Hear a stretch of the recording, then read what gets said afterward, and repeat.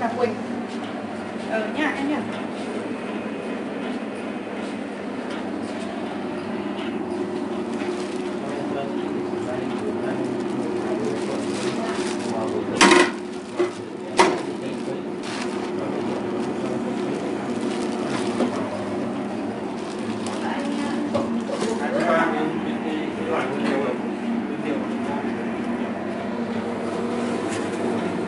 nhiều loại bây giờ cũng không nhiều loại. Nó cánh với thì nó không phải chết đâu.